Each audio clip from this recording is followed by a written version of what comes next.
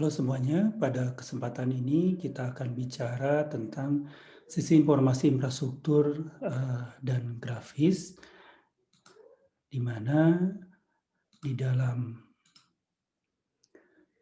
sisi informasi infrastruktur dan grafis ini kita lihat pengertian infrastruktur menurut N. Gregory Mankiw dalam bukunya yang berjudul Ilmu Ekonomi tahun 2003 yang digambarkan bahwa infrastruktur berarti wujud modal publik atau publik kapital sebagai bentuk investasi pemerintah dalam bentuk segala jenis fasilitas umum seperti jalan umum, sistem saluran pembuangan umum, jembatan untuk kebutuhan publik dan sebagainya. Nah, dalam hal ini Robert J. Kiyosaki menggambarkan definisi infrastruktur sebagai sistem yang dapat mendukung sistem sosial dan kehidupan ekonomi yang sekaligus menjadi suatu penghubung sistem lingkungan sebagai dasar dalam mengambil kebijakan atau aturan. Nah, dalam hal ini seringkali infrastruktur itu sendiri dikaitkan dengan kegiatan ekonomi, di mana bisnis sendiri pun merupakan salah satu kegiatan utama dalam bidang ekonomi. Oleh karenanya, infrastruktur dapat diartikan sebagai semua ragam fasilitas yang dibutuhkan khalayak umum guna mendukung kegiatan dan kehidupan kesehariannya. Infrastruktur juga dapat disimpulkan sebagai segala fasilitas termasuk dalam bentuk fisik dan non-fisik yang dibangun pemerintah ataupun perorangan dalam rangka memenuhi kebutuhan dasar masyarakat dalam ruang lingkupnya yang meliputi sektor dan aspek sosial ekonomi. Jenis-jenis infrastruktur ada infrastruktur keras yang merupakan infrastruktur yang berkaitan dengan pembangunan fasilitas umum yang wujudnya fisik seperti misalnya jalan raya, jembatan, jalur kereta api, bandara, pelabuhan.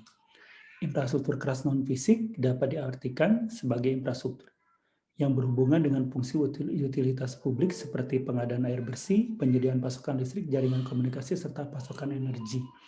Sedangkan infrastruktur lunak adalah jenis infrastruktur yang berkaitan dengan sistem, nilai, norma, peraturan, serta pelayanan publik. Contoh dari infrastruktur ini adalah etika kerja, yaitu peraturan lalu lintas, pelayanan publik, undang-undang hukum yang berkaitan dengan perdagangan, pernikahan, dan lain-lain sebagainya. Nah, untuk komponen infrastruktur itu sendiri, jika mengacu sebagaimana diatur oleh American Public Association, komponen infrastruktur pada prinsipnya mencakup segala jenis fasilitas umum yang dibutuhkan dalam kehidupan sehari-hari masyarakat maju.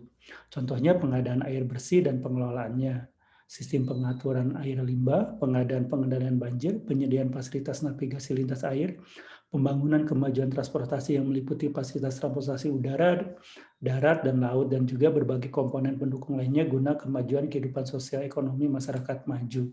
Nah, untuk kategori komponen infrastruktur itu ada yang meliputi input, jadi berfokus pada jenis infrastruktur yang dapat memberikan masukan atau hasil bagi kondisi sosial dan ekonomi masyarakat.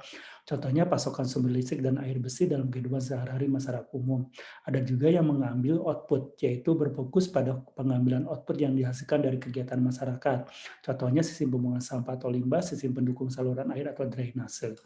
Sedangkan infrastruktur gabungan dari keduanya artinya berfokus pada gabungan dari dua karakteristik sebelumnya, yaitu berfokus pada proses pemberian dan pengambilan sesuatu dari kehidupan sehari-hari masyarakat seperti penggunaan jaringan telekomunikasi sebagai contohnya.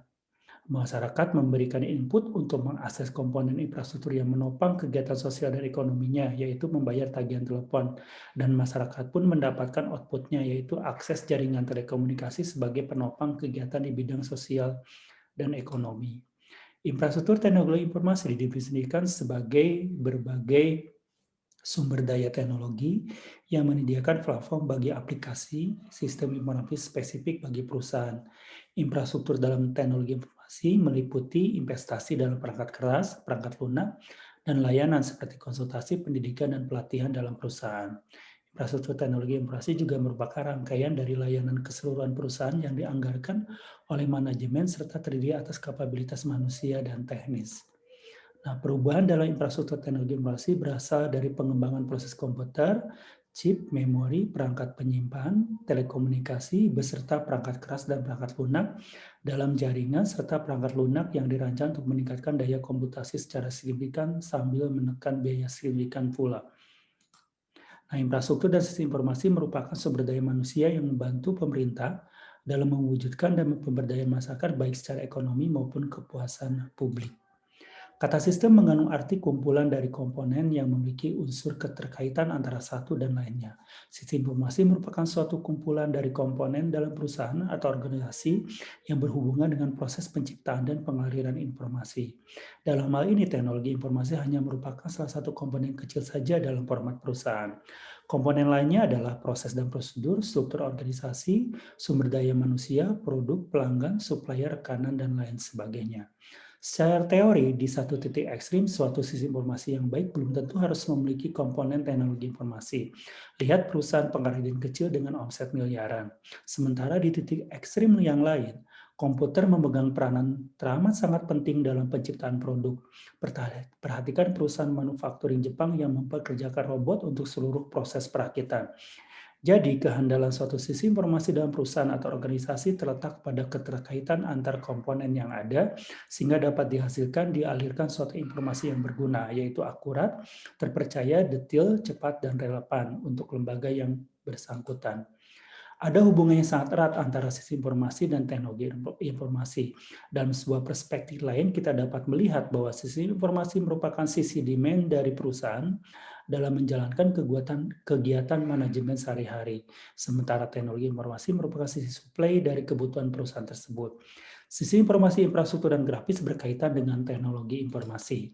Salah satu teknologi informasi yang dipakai adalah sisi informasi geografis atau SIG. SIG adalah sistem yang berbasiskan komputer atau CBIS yang digunakan untuk menyimpan dan memanipulasi informasi geografis. SIG dirancang untuk menghubungkan, menyimpan, dan menganalisis objek-objek dan fenomena di mana lokasi geografis merupakan karakteristik yang penting atau kritis untuk dianalisis. Dengan demikian, SIG merupakan sistem komputer yang memiliki 4 kemampuan berikut dalam menangani data yang bereferensi geografis, yaitu masukan, manajemen data yaitu penyimpanan dan pemanggilan data, analisis dan manipulasi data, serta keluaran. Ini menurut Aronoff tahun 1989. Demikianlah materi kita. Terima kasih. Tetap semangat semuanya.